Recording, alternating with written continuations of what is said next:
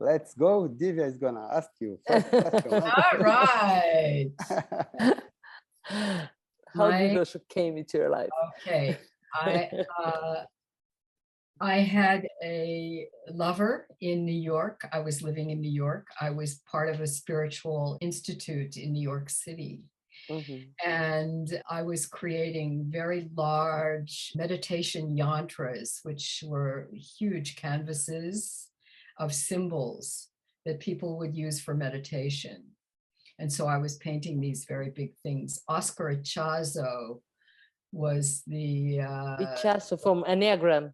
Yes. So I was involved with Ichazo. And I was personally... Really? Yes, personally involved with him. Wow. So I was part of his institute in New York. And I was completely immersed in the Ichazo work. Oscar was an extraordinary man, and I believed that he was my teacher. I had no interest in looking anywhere else for any other spiritual guidance, because what Ichazo was offering was, for me, the way.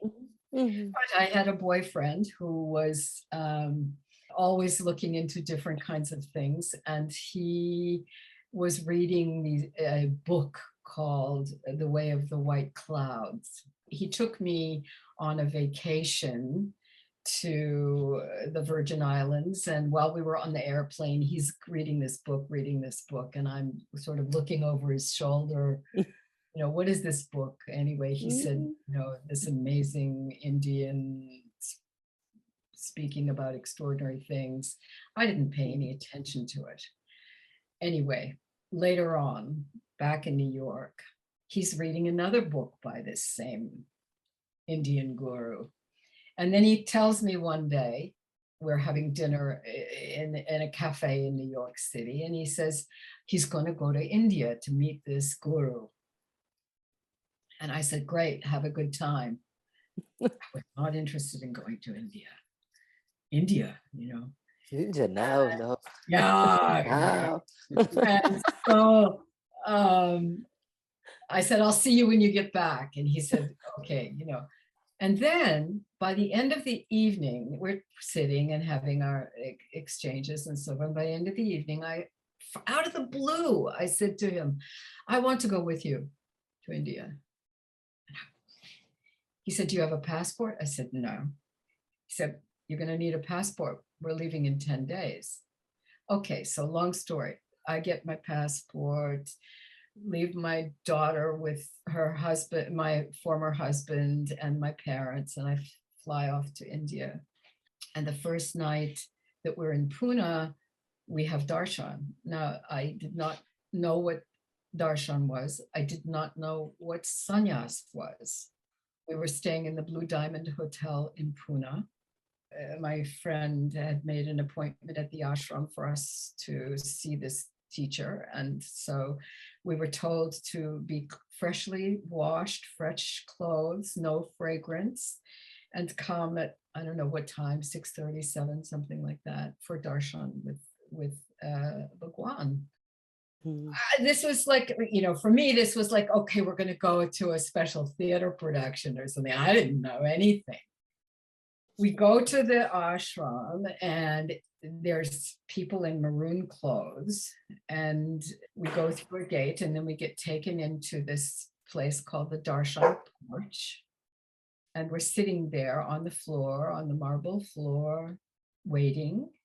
And a door opens, and a fragrance comes in first before you see anyone else.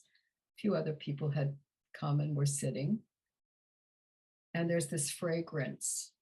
And I'm looking, like in the dark frame of the door, I see the beginning of a figure entering the space with this fragrance becoming stronger.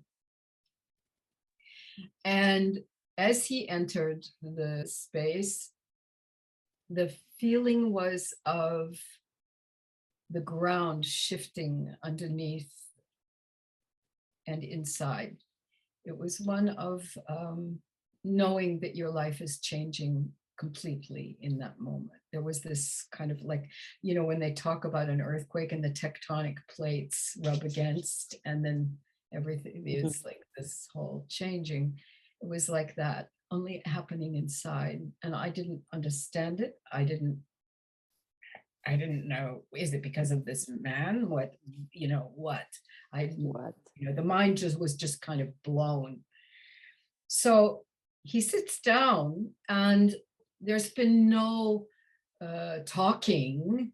There's been no explanation of anything. And I'm sitting there, I'm sitting right straight in front of him. There's about maybe a dozen people in total. Mukta was there, Vivek was there. And I'm the first person that's called up. My name is called to come and sit, you know. So I come forward and sit.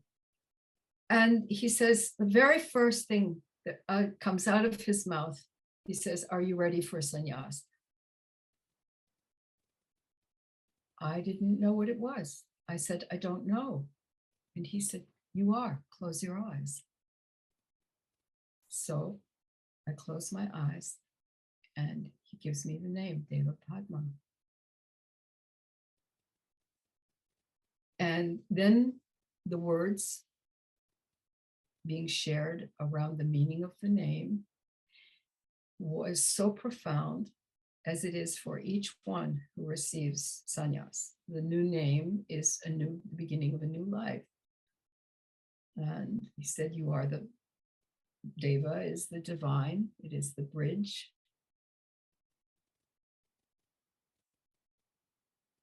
Lotus is Padma. You cannot have the lotus without the mud. You are the divine flowering, rising out of the mud. And how do you say? I want to say I fell in love, but it was not a falling. It was a rising of recognition. And I've come to understand, now this is not the recognition from back then, it is the reflecting upon the recognition now, here, the old lady sitting with you. It was the recognition of life as being a blessing. All that is embraced in the life, all the mud and the flowering, and the fragrance that moves after the flower is even past. So it's the grace of existence that he was awakening me to see and perceive and feel, this divine grace. And in that single precious moment of receiving the name, that for this being was the key that unlocked understanding on a profound level,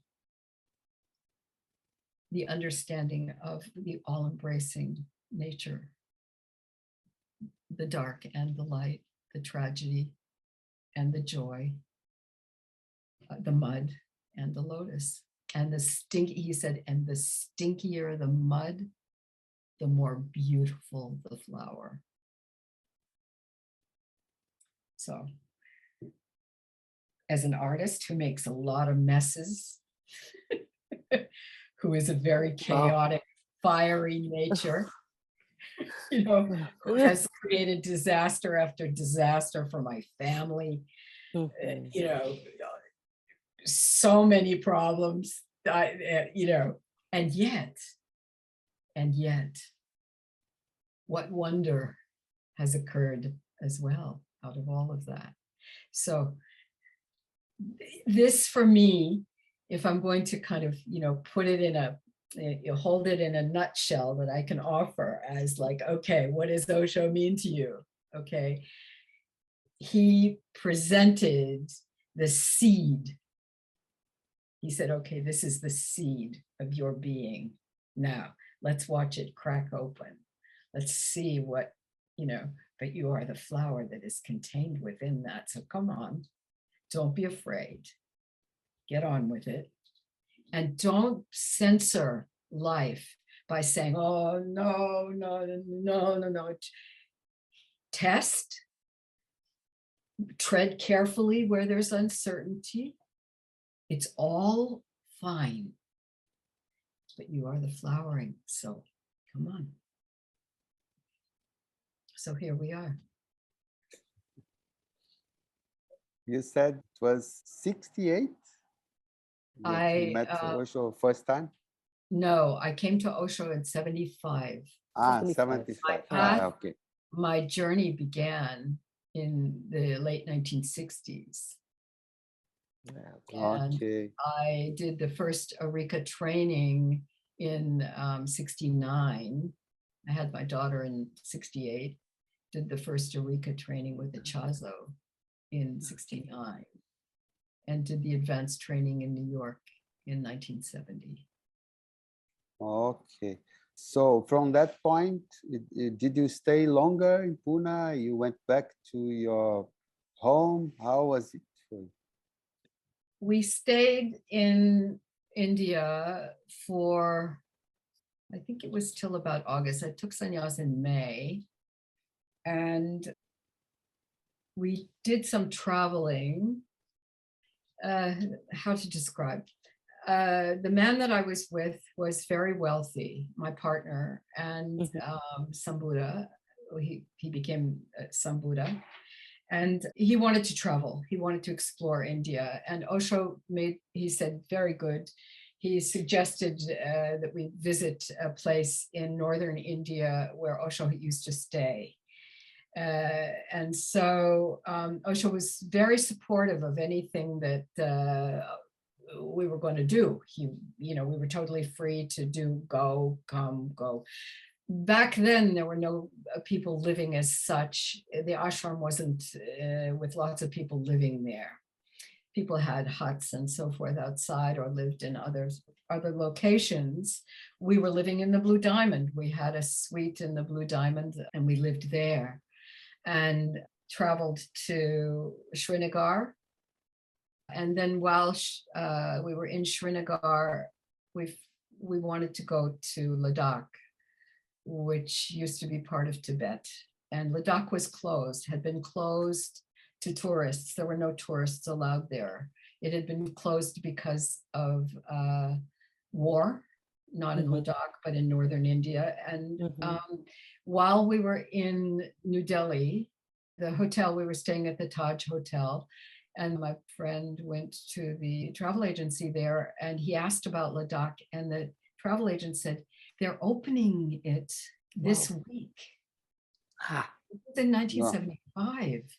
He said, they're opening it this week, so you will be able to go. So we decided, all right, we're going to go. And so what we did was we wanted to go to the place that Osho had said he had stayed in Pahalgam.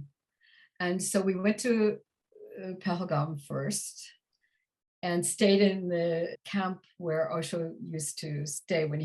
Pahalgam is very beautiful. It's in the mountains, green valley in the foothills of the Himalayas. And we hired horses. And we went from Pahalgam on horseback to a place called Gulmarg. It was a 3-day journey to Gulmarg. And then from there, we took a jeep and went in an 18-hour jeep trip to Leh Ladakh. Wow. Now, when we went to Ladakh, there were no tourist facilities. There was nothing. There were no hotels. There was nothing. And the driver of our jeep was, he was a Muslim man, and he had done this route along where the army convoys would go on this road between India and Ladakh for the military. So he was very familiar with this route. And when we first arrived in Leh, I became very ill from the altitude sickness because we'd been climbing, and the body was struggling. And so there was a bit of a delay. And then, of course, we went into Leh and were taken in by a family, a Ladakhi family that let us stay in their home. Mm-hmm. Mm-hmm. But when we got back to Pune, Osho said, "How was the trip?" And he wanted to know if we'd stayed in the place. And we told him that the cabin that he had stayed in, we weren't able to stay in, but we stayed in the one next to it. And Osho chuckled. And, out of that journey, Sambuddha had been talking about, wanting to do some sort of import-export business of things from India to America. And we'd seen so many amazing things. And anyway, out of all of that, an import-export company was formed and named by Osho. He said, you start this business. Padma will create the things. You let Padma run the design of this business. Sambuddha, you just rest on your bed and relax. She will take care of everything. It will be named Shri Import Export Company. Well, I didn't I didn't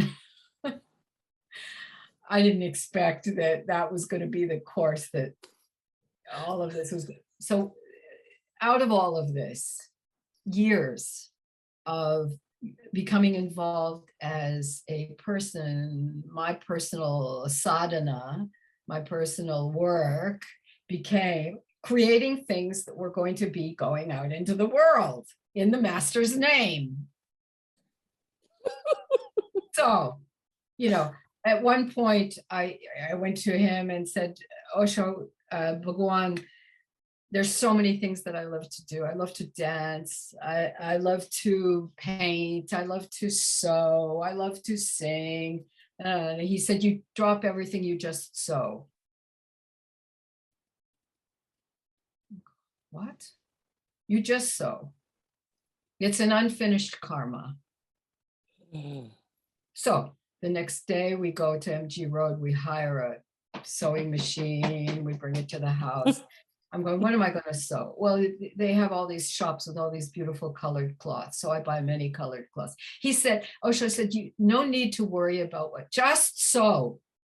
So I'm stitching together all these colored cloths. And out of that then comes, months later, fashion shows and going to Bombay and going to New Delhi and, sannyas fashion and the rainbow colors and, newspaper articles and the import-export company and going back and forth to New York because of fashion business in New York. Then comes the theater group that, productions and costumes and this and that.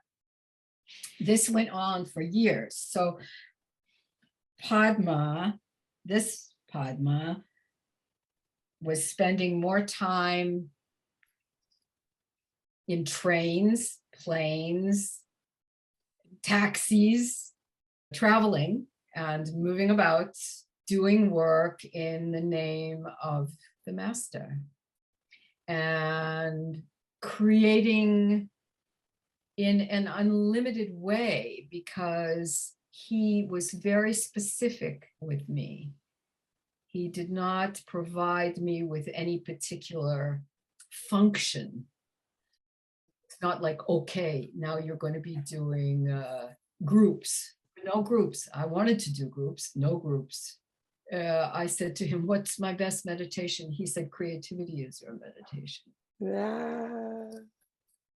You have some idea that your meditation is close your eyes, sit down with hands in your lap. No. Creativity is your meditation. Whatever you create, wherever the energy wants to pour, dissolve in that, allow it, invite it, and share it. This invitation by Osho was also a, knocking on the door. Come on. Who is there? What wants to be created today? And that's how I have lived my life.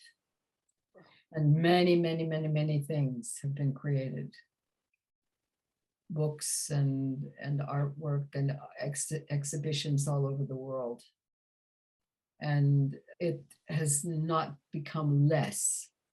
People say, oh, by the time you're old, you slow down and, you know, you go in and become peaceful and quiet and rest and relax in the beauty of, you know, fuck that. This life is like fucking exploding. It's like, you know, forget the one lotus. It's a whole booming pond filled with flowers. Showering, coming up from the ground, out of the water. Seriously. And it makes me laugh because, you know, in the writing that I'm doing now, so much of what is coming through is life is an opportunity. It's like, you know, when children love Christmas morning, what's in the presents under the tree? They're so excited to see what's inside that box. Well, that's what life is. It's like a box, you know. And one day there might be nothing in there. Another day there might be a million things in there. But there's always that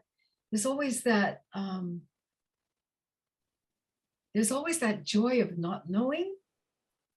And what can I do with this? You know, if I turn it this way or that way, if I throw it up in the air, what happens? If I pound it, what happens? If I rub it, what happens? This is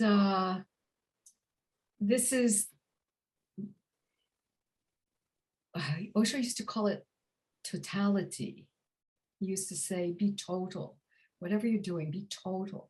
What does totality mean? It means immersion. It means melting into it so completely that there's no separation of, I am here doing this. It's like, this is happening through.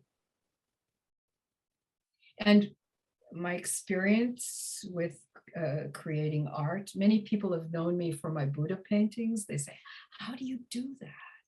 Where does that come from? And I can't answer that. I don't know. I have no idea. I am always as surprised as everybody else. They go, oh my God, Padma, that is so beautiful. Wow. Where did you get that idea? There is no idea. There is no idea. Things just come. And one thing sort of merges into another thing. And then as that one's coming, then something else is going over here. And then you look there and then, oh, wait a minute, there's that too. So he was a magician. He was a magician of the mystical. He was very, very, very tricky because he knew that if this wasn't going to capture you, that would. And I was deeply in love with Osho.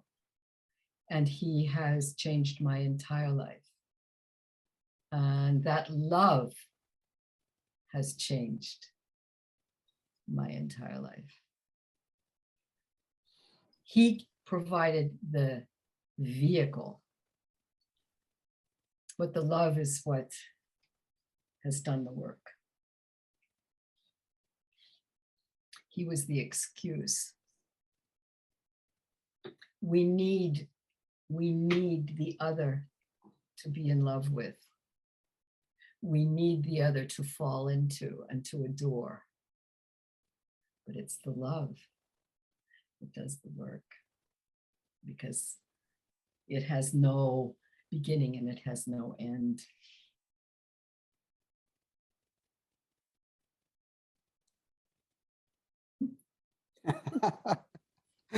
That's that's why we love to be with artists.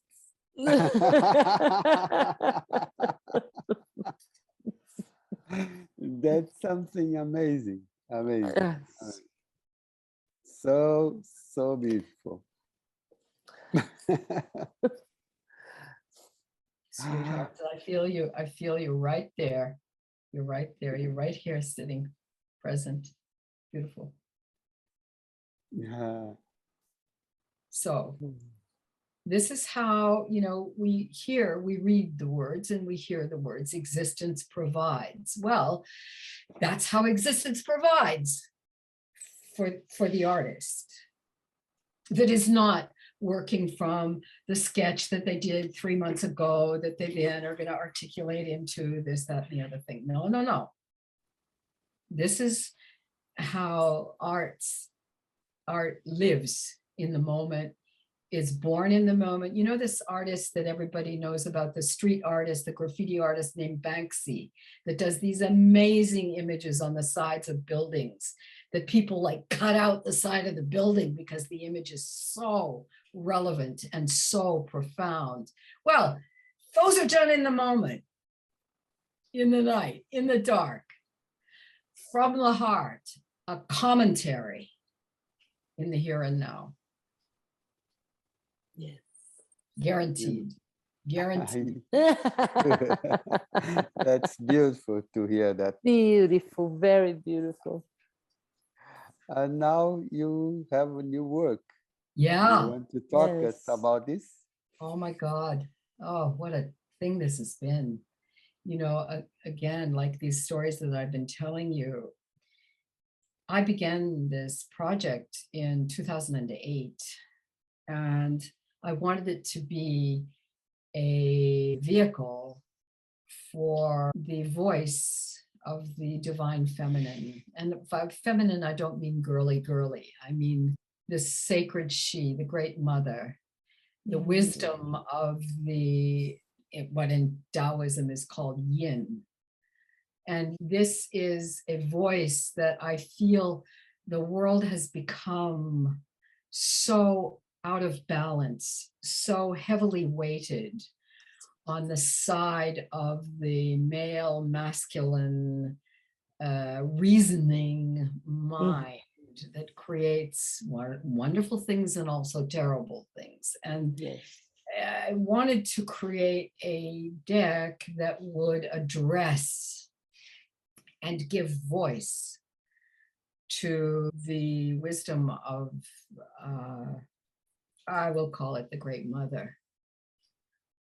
I call her the sacred she. And she is the vehicle that has birthed all that we experience as life. She is the womb that births and receives and dissolves and disperses and takes away. She's the beginning, she's the ending, and the beginning again. And so this deck, which I'm creating in the format of a tarot, 78 cards, in the tradition of a major and a minor arcana, it is touching on aspects that I feel are very much needing to be addressed now. There are certain qualities that in the Zen Tarot, for example, and in my Tao Oracle deck, which is based on the I Ching, those decks cover many, many things. But in some cases, in the Sacred She, I will be going even deeper into the nuances of those things, underpinnings, the bones and the blood of those things. Some of the subjects that I'm working with are very challenging. The world that we live in today is hugely challenged. We've got war going on. There's always in one place or another some kind of war, but now we're really dealing with the horrors of war and pandemic, disease and illness, and the climate, and the death of so many species, and much strife and much fear. and anxiety. So these are things that I am now giving a voice to, addressing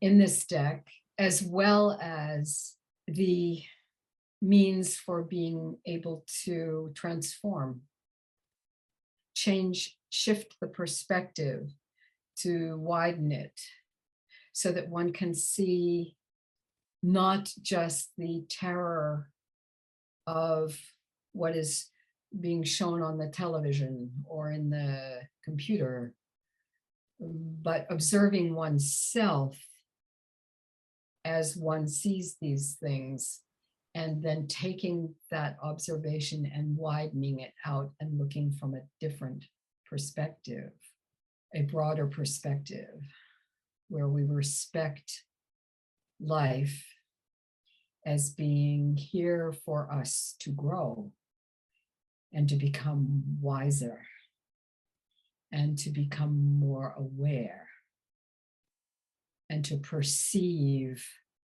the foolishness of becoming too involved in the dictates of the mind and the boundaries that we set up that separate rather than join us as a species, as a people that are just another form of animal that happens to be living on this beautiful earth. We are animals, but we are animals that have the capacity for consciousness. And so in embracing our brothers and sisters, the birds, the fish, our fellow humans, the trees, by embracing all of it, taking responsibility for the wholeness, for the well-being, for the health of it all, that's what the sacred she is for. That's what this deck is for. Wow. And it is very, very beautiful. And since 2008, when I began, I have had cancer. I have had open heart surgery where my heart was removed from my body. There have been firestorms that have raged through the area where I live. And I'm still here. And the deck is still happening. And it is coming to completion now. And I needed to go through every one of those experiences, facing death, facing illness, facing the terror of an environment that is in catastrophe. And all of that needed to be experienced for me to be able to finish this deck. If I had finished it in 2008 when I had started it, it would be a cheap version of what it is becoming now. Wow. That's beautiful to hear all of it. When it's gonna be released? Yeah, well, this is the big question. The publisher, there are 3 publishers that are going to be involved in starting it. One of them is a very, very big American publisher with a co-publishing house that is partnered, and then an Italian publisher that has just bought the rights for Italy. And the contracts are being written up now. And I do not have a date yet, but I have been told that I need to turn over all the artwork by September. So I imagine that it will be a year. I imagine that in, let's say September, this is just a guess, because the world is changing every day. But I'm guessing that toward the latter part of 2023 or the early part of 2024, it will come out.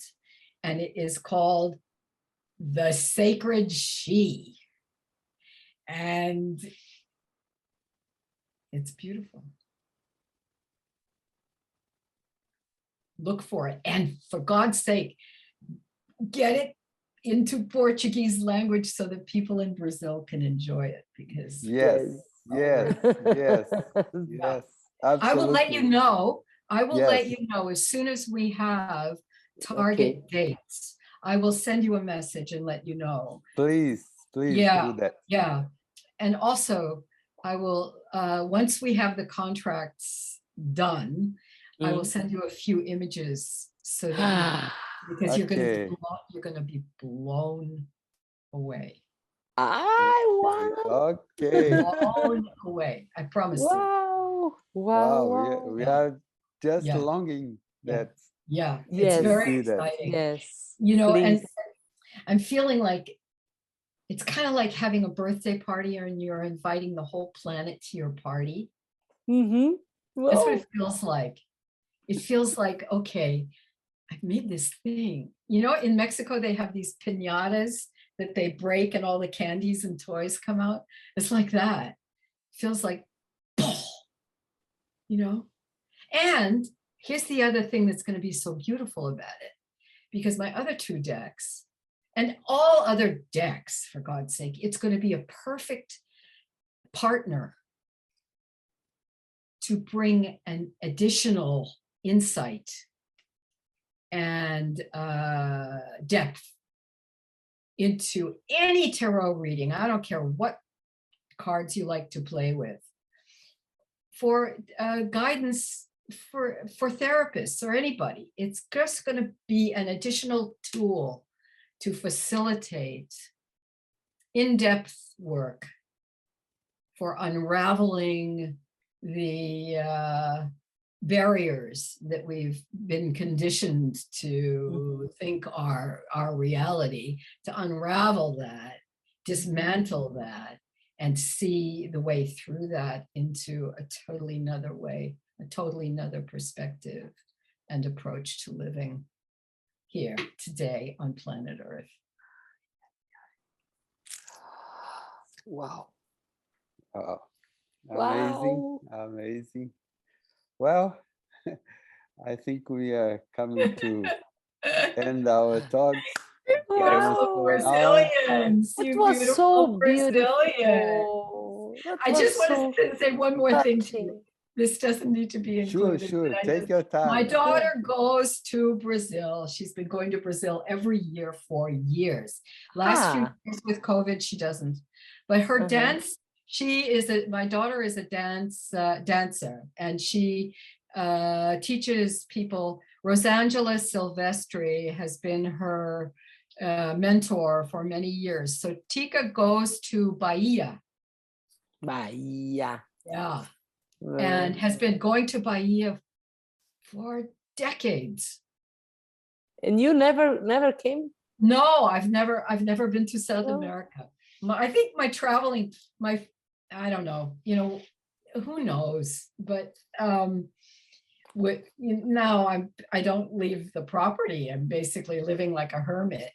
But my daughter's love for Brazil is like, oh my God, and she speaks fluent. Wow. Oh, Yeah. Yeah. cool. Her two favorite places on the planet are Brazil, three favorites: Brazil, Mexico, and Cuba. Wow. Oh, all She's a dancer. Latin. Yeah, All Latin all people. Latin.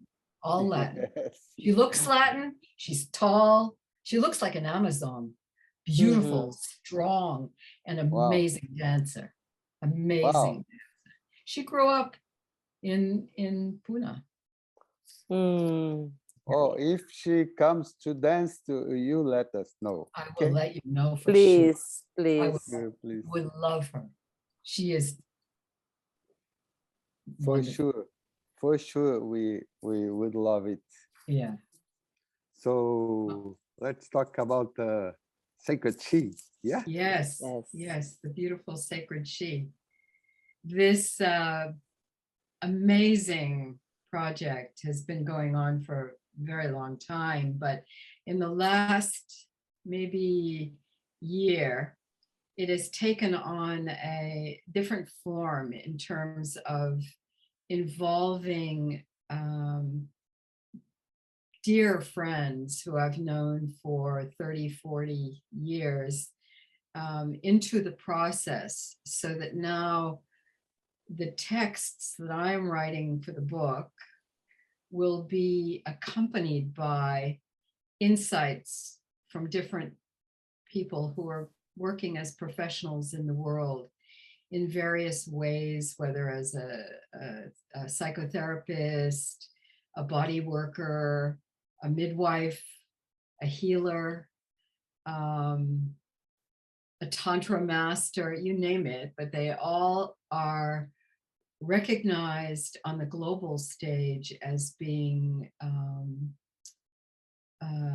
people of integrity, particularly in their area of expertise.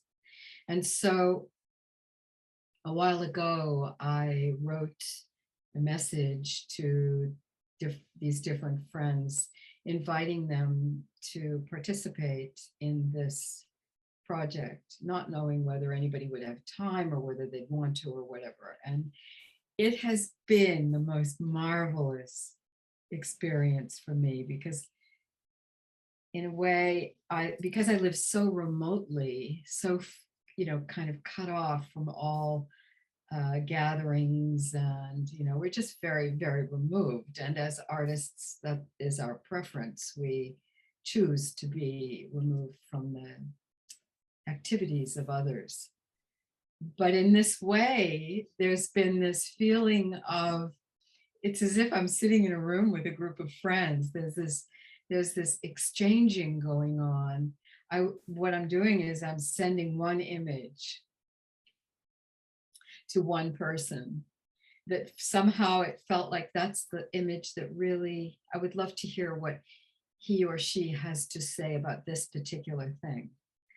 And it's just blowing my mind. It's so cool, because apart from the fact that it's offering so much to the project, it's also touching my heart. And it's for the people that are getting the card and the email, and then the invitation to speak about what comes up for them in terms of their own reflecting on their own life. It's just been, people are saying, oh my God, this is really extraordinary, because it's helping me to look into a part of myself that I haven't looked at for a long time, or that I had forgotten about, or that I had buried. So here we are. This is another new set of imagery. Everybody has the beautiful other decks that I've done, but this particular vehicle now is opening the door on a whole new spectrum of means for reflecting upon ourselves. And some of them are really tough, some of them are really, like going into grief and going into repression, the buried animal nature that deserves acknowledgement, because it holds the key to certain empowerment that we otherwise, as long as we deny it in ourselves, we are always in conflict about it, because we're trying to keep it down. And it actually needs to be acknowledged. It's part of what makes us whole. And as long as we're seeking wholeness, our animal nature needs to be embraced. So, these are aspects that are, gosh, it's been so amazing. And it's this way in creating the art. It starts always for me in creating the art. And going there means feeling there, being there, smelling and tasting. And, like in the visceral quality of that space. And I think this is why for many artists, they need to be separate, because otherwise, if they were out and about in the marketplace, people would go, whoa, that guy or that woman is really weird, we live what we create. If you're not living it, it doesn't have that ring of truth. It doesn't have that fragrance of reality in it. One more thing that's kind of clever and interesting and cute, but it doesn't really bang you on the head or punch you in your chest. It doesn't make you feel more alive. So, and that's what I'm aiming for with the sacred she, because it is the voice of the divine feminine, and because that voice has been absent in so much of our lives, I'm wanting to just kind of bring her into the space. And when she enters the space, she takes up a lot of room. She's a big force, and she is as beautiful as she is awesome, and as awesome as she is, whoa, scary, and as tender as a mother with a newborn baby. She's all of it. So when we're invited into her inner sanctum, we're given a real opportunity to invoke her in our own lives. She's always been there, but we've just been, for many of us, out of touch. Life today for so many people is full of enormous challenges and a lot of things that are disturbing and worrisome. And this deck is meant to reinforce the integrity of who we are as people on the path, working toward integrating ourselves into the wholeness of being full human beings. And that journey is a sacred journey. And the sacred she is there to support that journey. Wow. And I will show you Mother Nature. She is most probably going to be on the box. She will be the face of the package. Yes. And she is an artwork that took me many months to create, because it is very, very intricate. It's almost like a stained glass. It's very precise, many little parts, because I wanted her whole face and being to be constructed of our nature, the flowers, the animals, the birds, the sky, the planet, our bodies, the oceans, the lightning, and the sun, all. So she's Wow. made up of all of those parts. She is the nature. She is our existence. And another one of the images that I love so much is the image of spontaneity. And in the traditional tarot, she would be called the Queen of Wands. In the sacred she is spontaneity, and she is very dynamic. She's always on the move. She has a fiery nature.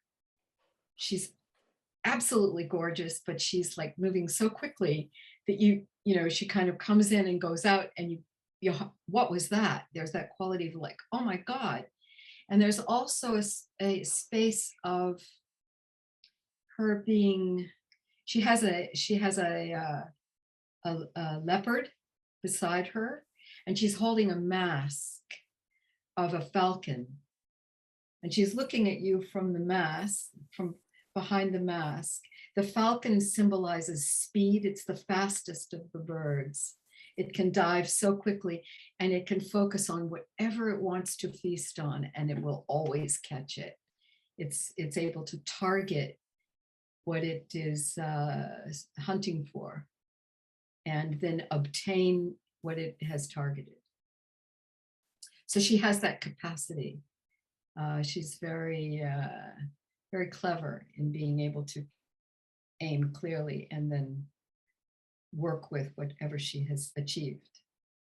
The last one that I want to speak about is, in a way, the opposite, not the opposite, but a little bit, because he is in the emotional, watery, tender side of our existence.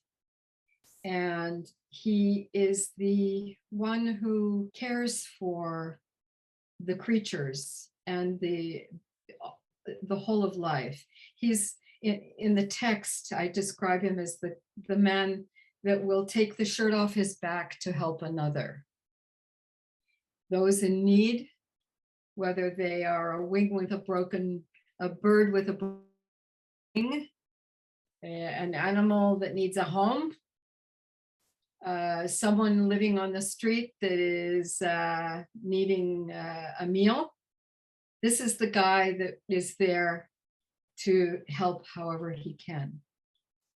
It is the energy of the poet, the empath, the one who embraces from the heart.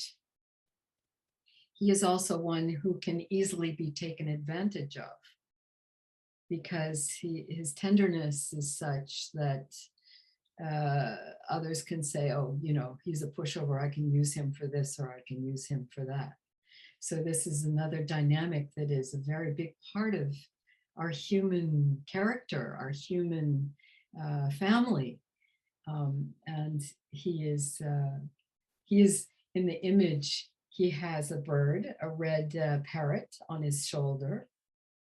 He is with a child sleeping in his, leaning against his chest.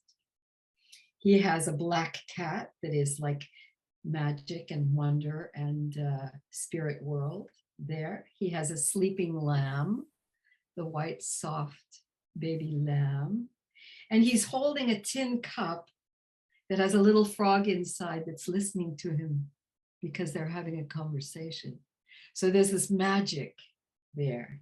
And this is the quality of, when you think of poets like Neruda, Pablo Neruda, or some of these other extraordinary, heartfelt, beautiful artisans that have given us so much in the realm of the heart.